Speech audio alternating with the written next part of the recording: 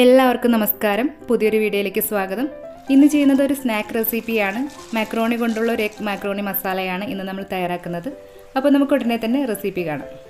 ആദ്യം തന്നെ നമുക്ക് മാക്രോണി ഒന്ന് വേവിച്ചെടുക്കാനായി ഇതുപോലെ ഒരു പാത്രത്തിൽ കുറച്ച് വെള്ളമൊന്ന് തിളപ്പിക്കാനായി വയ്ക്കാം. കൂടെ തന്നെ കുറച്ച് ഉപ്പ് കൂടി ചേർത്തിട്ടൊന്ന് ഇളക്കി യോജിപ്പിച്ചെടുക്കണം. വെള്ളത്തിൽ കുറച്ച് ഉപ്പ് മുന്നിട്ടെന്നാൽ മാത്രമേ മക്രോണിയിലേക്ക് ആവശ്യത്തിന് ഉപ്പൊന്ന് പിടിച്ച് കിട്ടുകയുള്ളൂ. 1 കപ്പ് അളവിലാണ് മക്രോണി എടുത്തിരിക്കുന്നത്. പല ഷേപ്പിലുള്ള മക്രോണിയും ലഭിക്കും. നമുക്ക് ഇഷ്ടമുള്ള ഷേപ്പിലുള്ള മക്രോണിയോ അല്ലെങ്കിൽ പാസ്തയോ ഇതിലേക്കായി എടുക്കാവുന്നതാണ്.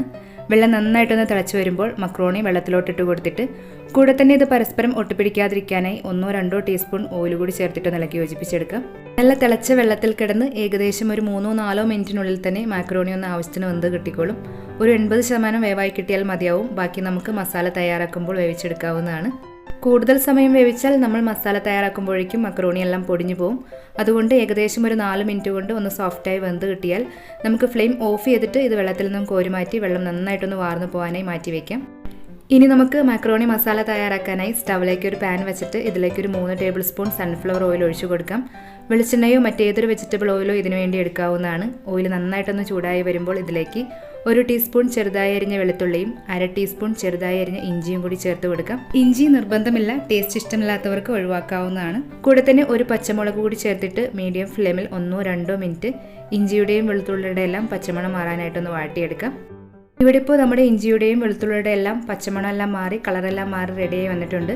ഇനി ഇതിലേക്ക് നമുക്കൊരു വലിയ സവാള കനം കുറച്ച് ചെറുതായി അരിഞ്ഞത് ചേർത്ത് കൊടുക്കാം. ചെറിയ സവാളയാണെങ്കിൽ 2 വരെ എടുക്കാവുന്നതാണ്. സവാള ചേർത്തിട്ട് മസാലയിലേക്കുള്ള ഒരു 1/4 ടീസ്പൂൺ ഉപ്പ് കൂടി ചേർത്ത് സവാള നന്നായിട്ടൊന്ന് വഴറ്റിയെടുക്കണം. സവാള ഒരുപാട് വെന്തുടയേണ്ട ആവശ്യമില്ല. 2-3 മിനിറ്റ് നന്നായി ഒന്ന് വഴറ്റി സവാള ഒന്ന് സോഫ്റ്റായി വെന്ത് ഇതുപോലെ കളറൊന്ന് മാറി തുടങ്ങുമ്പോൾ ഇതിലേക്ക് നമുക്ക് ഒരു മീഡിയം സൈസുള്ള തക്കാളി ചെറുതായി അരിഞ്ഞ് ചേർത്ത് കൊടുക്കാം. തക്കാളി ചേർത്തിട്ട് മീഡിയം ഫ്ലെയിമിൽ 2-3 മിനിറ്റ് ഒന്ന് വഴറ്റി തക്കാളി ആവശ്യത്തിനൊന്ന് വെന്ത് സോഫ്റ്റായി കിട്ടിക്കഴിഞ്ഞാൽ ഇനി ഇതിലേക്ക് നമുക്ക് മസാലപ്പൊടികൾ ചേർക്കാവുന്നതാണ്. ആദ്യം തന്നെ 1 ടീസ്പൂൺ മല്ലിപ്പൊടി ചേർത്ത് കൊടുക്കാം. കൂടെ തന്നെ 1 ടീസ്പൂൺ മുളക് പൊടിയും 1/2 ടീസ്പൂൺ കുരുമുളക് പൊടിയും ഒരു 1/4 ടീസ്പൂൺ മഞ്ഞൾപ്പൊടിയും കൂടി ചേർക്കുന്നുണ്ട്. എരിവ് കൂടുതൽ വേണ്ടവർക്ക് കൂടുതൽ കുരുമുളക് പൊടി ചേർക്കാവുന്നതാണ്. മസാലപ്പൊടികൾ ചേർത്തിട്ട് ഫ്ലെയിം ഒന്ന് കുറച്ച് വെച്ച് 1-2 മിനിറ്റ് മസാലകളുടെ എല്ലാം പച്ചമണം മാറാനായി ഒന്ന് വഴറ്റിയെടുത്തതിന് ശേഷം ഇനി ഇതിലേക്ക് ഒരു 1/4 കപ്പ് വെള്ളം ചേർത്തിട്ട് വെള്ളം മസാലയിലേക്ക് ഒന്ന് ഇളക്കി യോജിപ്പിച്ചെടുത്തതിന് ശേഷം നമുക്ക് ഈ വെള്ളം ഒന്ന് തിളയ്ക്കാനായി വെയിറ്റ് ചെയ്യാം. ഇവിടെ ഇപ്പോൾ വെള്ളം നന്നായി തിളച്ച് വന്നിട്ടുണ്ട്. ഇനി ഇതുപോലെ 2 മുട്ട ഇതിലേക്ക് പൊട്ടിച്ചൊഴിച്ച് കൊടുത്തിട്ട് കൂടെ തന്നെ മുട്ടയിലേക്ക് ആവശ്യമായ 2 പിഞ്ച് ഉപ്പ് കൂടി ചേർത്ത് മുട്ട മസാലയിലേക്ക് ഒന്ന് ഇളക്കി യോജിപ്പിച്ചെടുക്കാം. ഈ സമയം നമ്മൾ മുട്ട വേവിച്ചെടുക്കുന്നില്ല, മാക്രോണി കൂടി ഇതിലേക്ക് ചേർത്തിട്ടാണ് മുട്ട വേവിച്ചെടുക്കേണ്ടത്. അതുകൊണ്ട് ഫ്ലെയിം ഒന്ന് കുറച്ച് വെച്ച് മസാലയിലേക്ക് മുട്ട ഇതുപോലെ നന്നായിട്ടൊന്ന് ഇളക്കി യോജിപ്പിച്ചെടുത്തതിന് ശേഷം വേവിച്ച് മാറ്റി വെച്ചിരിക്കുന്ന മക്രോണി ഇതിലേക്ക് ചേർത്തിട്ട് മുട്ടയും മസാലയും എല്ലാം മക്രോണിയുടെ എല്ലായിടത്തേക്കും ഒരേപോലെ ആകത്തക്ക വിധത്തിൽ ഒന്ന് ഇളക്കി യോജിപ്പിച്ചെടുക്കാം.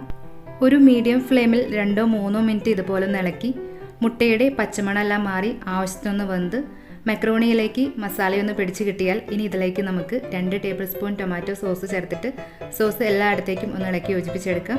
ടൊമാറ്റോ സോസ് നമ്മുടെ ടേസ്റ്റിനനുസരിച്ചിട്ട് വേണമെങ്കിൽ കൂടുതൽ ചേർക്കാവുന്നതാണ്. സോസ് നന്നായിട്ടൊന്ന് ഇളക്കി യോജിപ്പിച്ചെടുത്ത് കഴിഞ്ഞാൽ നമുക്കിനി ഫ്ലെയിം ഓഫ് ചെയ്തിട്ട് ഇതുപോലെ മല്ലിയിലൊക്കെ ചേർക്കാൻ ഇഷ്ടമുള്ളവർക്ക് കുറച്ച് മല്ലിയില കൂടി ചേർത്ത് കൊടുക്കാം. അപ്പോൾ നമ്മുടെ വളരെ ടേസ്റ്റി ആയിട്ടുള്ള എഗ് മക്രോണി മസാല ഇവിടെ റെഡി ആയിട്ടുണ്ട്. ഇത് നമുക്ക് ചൂടോടുകൂടി തന്നെ സെർവ് ചെയ്യാം. അപ്പോൾ നമ്മുടെ എഗ് മക്രോണി മസാലയുടെ റെസിപ്പി ഇഷ്ടമായെങ്കിൽ ലൈക്ക് ചെയ്യാനും അഭിപ്രായങ്ങളും നിർദ്ദേശങ്ങളും എന്തെങ്കിലും ഉണ്ടെങ്കിൽ കമൻറ്റ് ചെയ്യാനും മറക്കരുത്. ട്രൈ ചെയ്യുന്നുണ്ടെങ്കിൽ ഒന്ന് ഫീഡ്ബാക്ക് പറയണേ. ചാനൽ ഇതുവരെ സബ്സ്ക്രൈബ് ചെയ്യാത്തവരുണ്ടെങ്കിൽ ചാനൽ ഒന്ന് സബ്സ്ക്രൈബ് ചെയ്ത് അടുത്ത് കാണുന്ന ബെല്ലൈക്കൺ എനേബിൾ ചെയ്ത് ആദ്യം കാണുന്ന ഓപ്ഷൻ ഓൾ കൊടുത്താൽ ഈ ചാനലിലൂടെ ചെയ്യുന്ന എല്ലാ വീഡിയോസും നിങ്ങൾക്ക് കിട്ടുന്നതായിരിക്കും. അപ്പോൾ മറ്റൊരു റെസിപ്പിയുമായിട്ട് ഉടനെ കാണാം. താങ്ക്